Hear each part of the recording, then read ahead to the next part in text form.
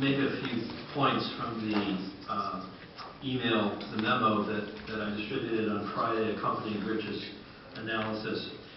We looked at all of the various suggestions that individuals had made, individual board members, and we knew that as we were looking at them that we had actually had some funding to address some of these items, and thought it would be helpful for us to identify that and to make that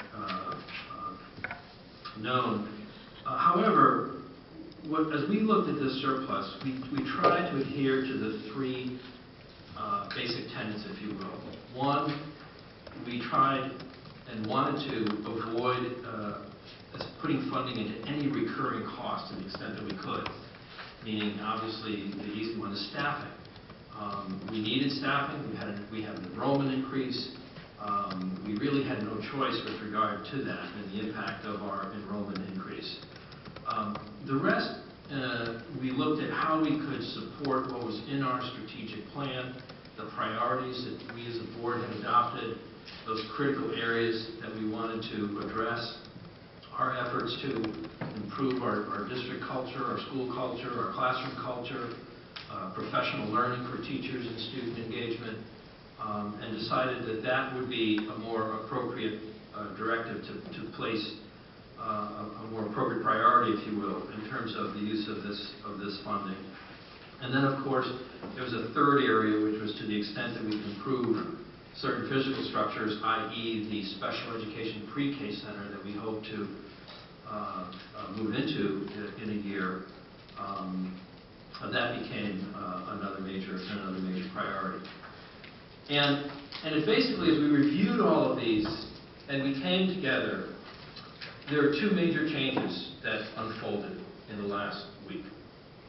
One, in the last presentation that was made to the Finance Committee, we had recommended $225,000 for renovations to areas in central office, obviously to create some more spaces that would be more appropriate for the kind of level of confidentiality that we need to maintain.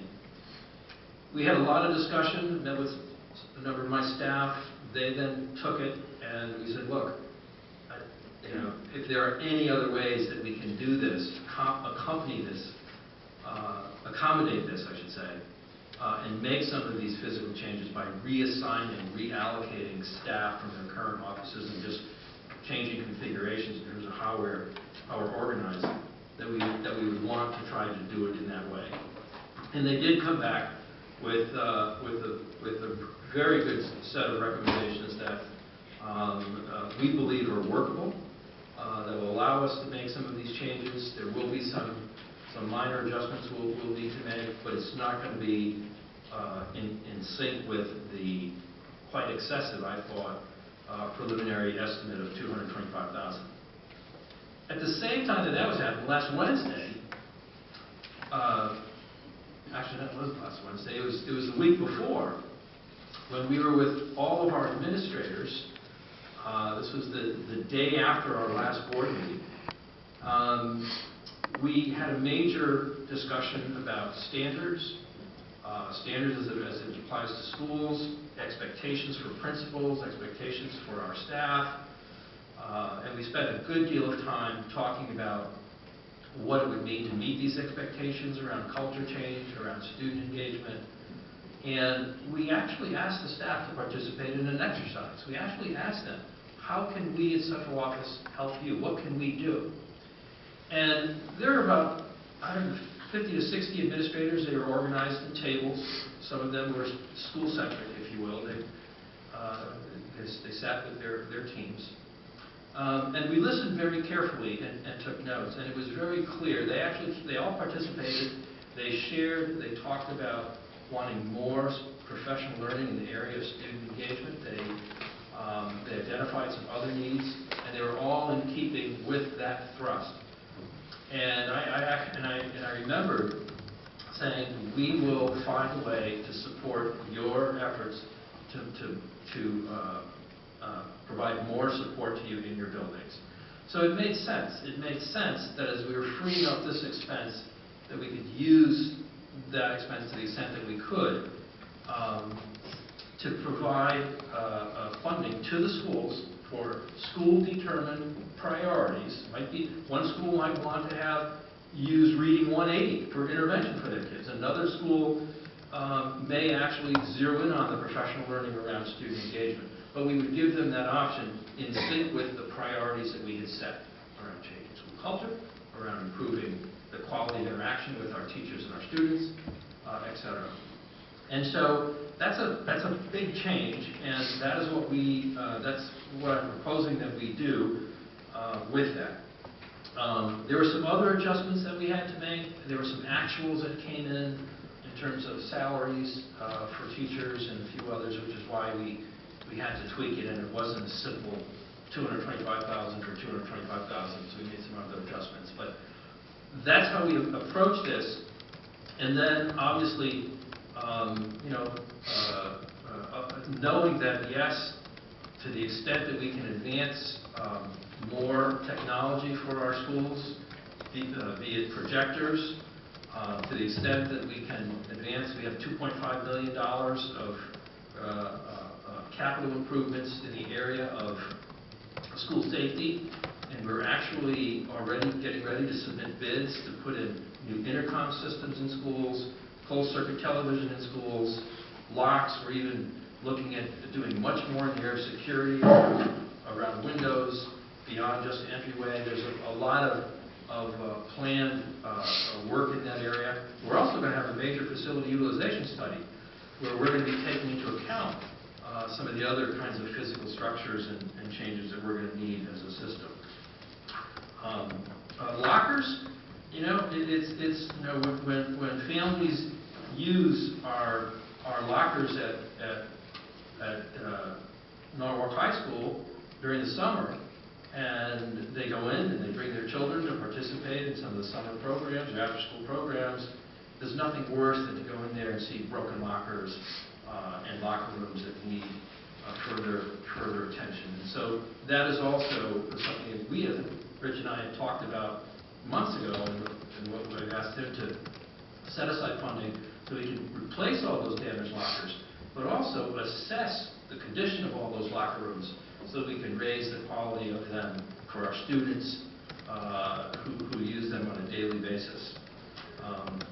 There's also the regular maintenance of lockers, which is major. Social studies, when I talked with Tony about the social studies curriculum, he is just now getting underway with the committee. He's planning to go to it's a question of timing, really, on the social studies one. He's going to be creating that committee. That committee is going to be busy at work. They're going to be looking at various different curricula that's in sync with Common Core standards, of course, and at some point in mid-2015, we'll be coming back to the board with a recommendation for social studies curriculum. So those are just, and then of course there's always the band and athletics, which is, we have a major budget committee that's looking at that. Obviously, I will be the first, to say I'm aware of some of the inequities. I think we need to look at that very carefully. We also don't want to create a situation where we're creating a situation where some of our students can't participate because they don't have the funds. So there's lots of issues that we need to address there. And we did have, there's one effort to replace some equipment for Norwalk High School, and we also made a commitment to Brian McMahon, and that's actually one of the budget transfers tonight. So we know that that is a big issue, and one that requires a little more study and for us to come back to you with a recommendation that's a little more thoughtful and gives us more time to be able to come back and say, here's the situation with our lockers, here's the situation with our curriculum, here's the situation with band and athletics, and technology. I think will always be an annual capital cost as we replenish old technology. Right, we've already replaced this year 4,500 Chromebooks, new laptops for every single one of our secondary school teachers, over 600 laptops. There is a major effort underway to bring our technology up to speed as well. So a long-winded introduction to the budget surplus that we're recommending here tonight, and I'm happy to, Rich can answer all your questions. Okay, any questions, concerns from board members? Ms. Mosby? I have some questions on the capital renovations. The 11 Allen Road was $771,000. What's that for? It's to renovate a building, the old Roosevelt School, and make it into a pre-K center. So the CREP report recommended that we consolidate special ed pre-K into one site. That's been a recommendation for a number of years. We've looked at a number of locations. This is a city-owned building, but the building does need renovations to make it feasible to have 8 classrooms and to really open up to code. And so we had an architect, Silver Petricelli, do an assessment of the building, and they delivered a report based on the recommendations of upgrades that needed in the building to have it up to code and to have 8 classrooms specifically designed for pre-K. And the special ed education in-house program. I guess later on we will probably get more details as this progresses, and how will we give information on how the community will be involved with this process as well. I'm happy to speak to that.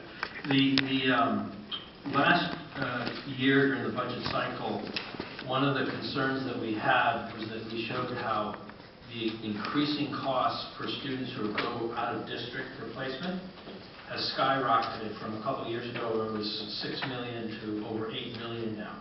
And it's steadily increasing. We're placing more and more kids out of district. Meanwhile, while we're placing more and more kids out of district, Bridgeport, Meriden, and all the other systems are creating in-house programs and saving millions of dollars. And we're going in the opposite direction. So we made it a priority. We said, what can we potentially provide here in Norwalk? So, for example, we looked at some of the different disabilities that students have. Hearing impaired. You know, we could be operating our own center for children who are hearing impaired, and operate it within our existing school buildings. And why would we not consider that? We have, I think, a critical mass of children with autism, and we could do that as well. But what we don't have is kind of to be completely frank with you, we don't have the detailed plan. What we were going to do was tee that up to get ready for the budget cycle for 2015. And so rather than just put numbers there that we're going to need 6 teachers, we're going to need this, we're going to need that, we said, let's carve out an amount, because we know there's going to be startup costs. There are going to be startup costs associated with this. We can't say exactly what that's going to look like. Yes, it will be staffing, yes, it will be supplies, yes, it will be a number of things. But what we want to do is very thoughtfully involve people in looking at the kinds of special needs programs. What do our children, what are some of the disabilities that they have? What can we reasonably establish and create here? And then what are going to be the startup costs? And if we're going to do something out of the chute, let's do it well. And so that's the plan. There's going to be a planning cycle between now and, believe it or not, we only have about 90 days. It's hard to believe that in another 90 days I'm going to be coming back to you with a recommended budget. But that's the time frame that we have, and we're going to have to put that all together. So this will be part of the recommended budget. Yeah, that's right. Yes. And this provides us with an opportunity now, though, to get a jump on that, because we know there are going to be startup costs. And if we don't use this surplus money, then we would have to budget, we would have to ask for funds in the new 2015 cycle for that. Additional funds. This actually helps us tremendously in preparation for our next year's budget. I know you already addressed the lockers, and a question here on the lockers. Although it's addressed at 15,000 to 20,000 will be utilized, will that be in multiple schools, or will it's just pick one school and put that there, you know, to go in and repair? Right now it's looking at Norwalk High and Nathan Hale. So it's just one school? 2 schools, Norwalk High and Nathan Hale right now. Norwalk High and Nathan Hale.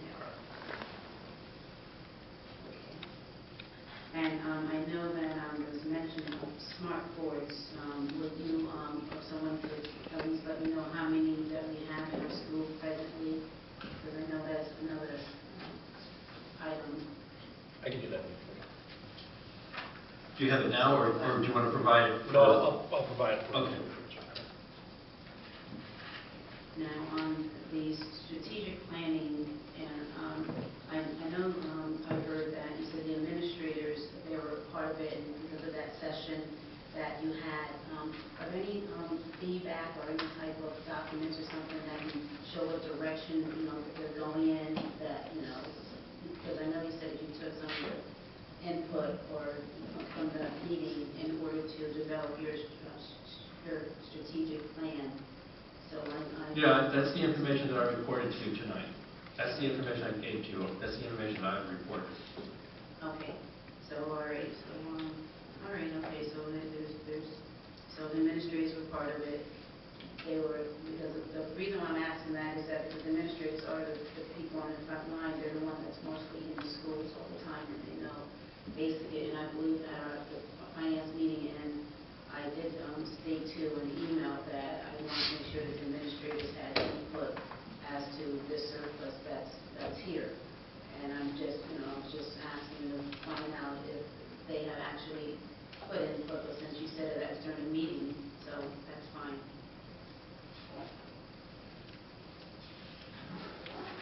And on here, technology and system investment. From the draft from the meeting, the finance meeting, it had a dollar figure of $130,000, but the final is $158,000.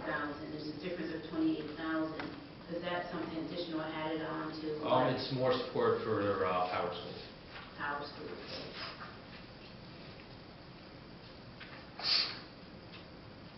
And then I noticed that overall, you said a lot of the savings came from vacant positions that weren't filled, and that's where we were able to get a lot of the savings. Now, because of that, now the majority of the positions that you said 58 teachers are coming on board, but the majority of the positions are filled now. So what effect will that have going into the new budget cycle? Throughout the year 13-14, we expected a sizable surplus. We had a number of teacher vacancies because we had high staff turnover. We had a vacant chief of human resources, chief operating officer. So a lot of these positions have been filled. A lot of it will depend on if there's turnover during the year. If somebody leaves us in December, we can accrue savings for half the year. So it really depends on the stability of how long our individual employees stay.